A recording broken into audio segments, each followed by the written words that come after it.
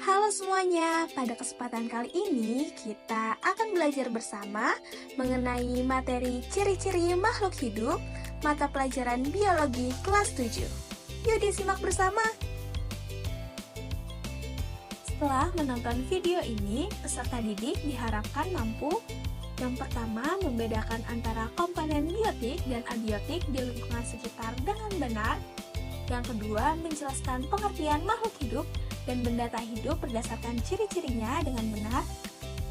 Yang ketiga, menjelaskan karakteristik makhluk hidup dengan benar.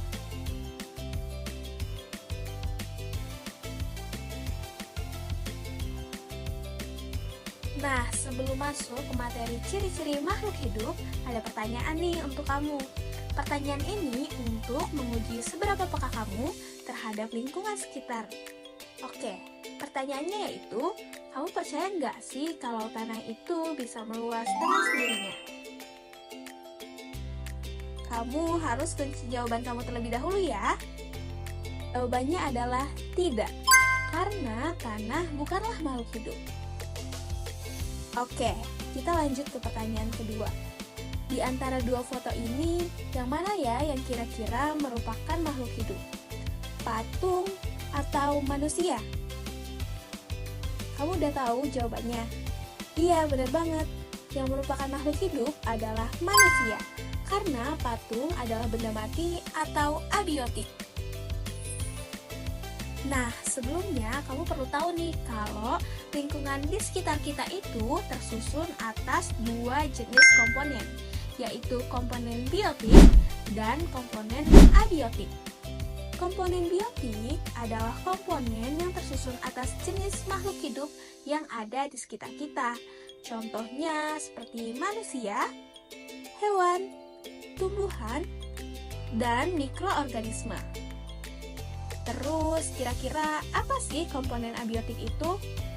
Nah, ini tuh kebalikannya ya teman-teman.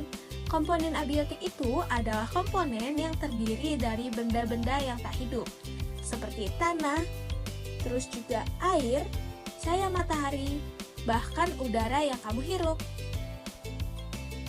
Nah, kira-kira gimana ya cara kita ngebedain makhluk hidup dan benda-benda yang tak hidup? Jawabannya adalah dengan mengetahui karakteristik makhluk hidup. Jadi, makhluk hidup itu punya ciri-ciri yang nggak dimiliki oleh benda tak hidup loh. Yuk kita simak penjelasannya. Ciri-ciri atau karakteristik yang pertama adalah bergerak.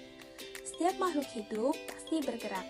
Bergerak merupakan kemampuan suatu organisme untuk berpindah tempat ataupun posisi.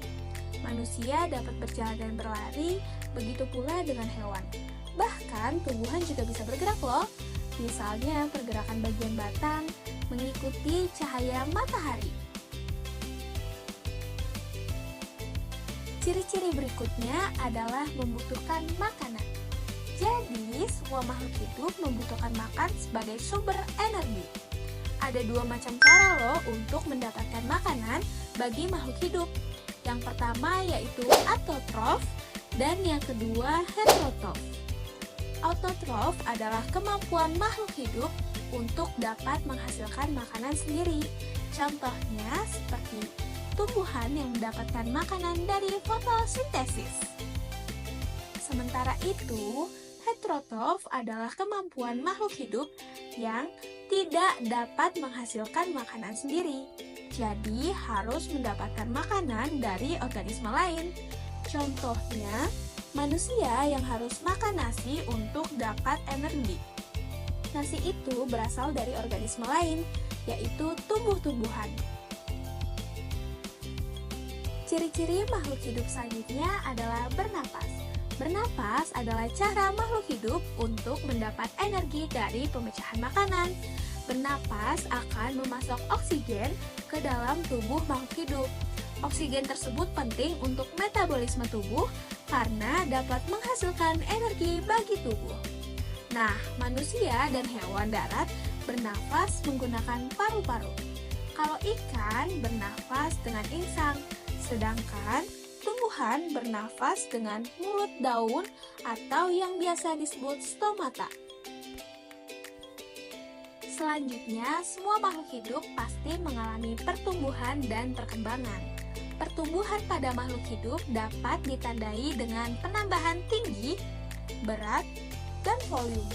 Misalnya seperti yang kamu alami saat ini. Tinggi badan kamu sekarang tidak seperti pada saat masih SD kan? Nah, pertumbuhan berbeda dengan perkembangan. Perkembangan adalah fase makhluk hidup menjadi dewasa atau pematangan fungsi organ pada makhluk hidup. Contohnya, pubertas yang dialami oleh manusia. Pubertas pada manusia menandakan bahwa telah terjadi kematangan secara seksual. Contoh lainnya yaitu tumbuhan yang awalnya cuma ada daun dan batang, akhirnya bisa menghasilkan bunga, buah, dan biji untuk berkembang biak. Karakteristik lainnya yaitu peka terhadap rangsangan atau biasa disebut iritabilitas. Hal ini merupakan ciri-ciri makhluk hidup yang mengandalkan indera-indera yang ada pada tubuhnya untuk mendeteksi rangsangan, lalu merespon rangsangan tersebut. Misalnya, kulit kita pasti peka kan terhadap sentuhan seperti dingin, panas, dan sebagainya. Tanaman juga dapat bereaksi ketika mendapat rangsangan, seperti tanaman Mimosa pudica atau putri malu. Daun-daunnya akan segera menutup apabila kita menyentuhnya. Berikutnya yaitu melakukan ekskresi. Ekskresi adalah pembuangan zat sisa dari tubuh. Manusia dan hewan akan mengeluarkan zat sisa berupa CO2 dari proses respirasi. Sementara itu, tumbuhan akan mengeluarkan zat sisa berupa CO2 dari proses respirasi dan O2 dari proses fotosintesis. Selanjutnya yaitu berkembang biak. Makhluk hidup akan terus berkembang biak atau bereproduksi untuk menghasilkan keturunan dan memperbanyak diri agar tidak punah. Karakteristik yang terakhir yaitu mampu menyesuaikan diri dengan lingkungan atau beradaptasi. Makhluk hidup akan melakukan adaptasi terhadap lingkungannya untuk bertahan hidup. Contohnya, anjing kutub yang hidup di tempat bersalju akan memiliki rambut yang sangat tebal agar tetap hangat. Atau contoh lainnya seperti tumbuhan saat kekurangan air. Tumbuhan akan menggugurkan daunnya agar air tidak banyak menguap lewat daun. Pertanyaan pertama, manakah dari pilihan berikut ini yang merupakan contoh komponen biotik di lingkungan sekitar? A. Air dan manusia. B. Tanah dan cahaya matahari. C. Hewan dan tumbuhan. D. Batu dan mikroorganisme. Jawabannya adalah C. Hewan dan tumbuhan. Pertanyaan kedua, apa yang membedakan makhluk hidup dengan benda tak hidup? A. Makhluk hidup bisa diam dan tidak bergerak. B. Benda tak hidup bisa tumbuh dan bernafas. C. Makhluk hidup memiliki ciri bernafas, tumbuh, dan berkembang biak. D. Makhluk hidup tidak membutuhkan makanan. Jawabannya adalah C. Makhluk hidup memiliki ciri bernafas, tumbuh, dan berkembang biak. Pertanyaan ketiga yaitu, berikut ini yang bukan merupakan termasuk karakteristik dasar makhluk hidup adalah A. Membutuhkan makanan.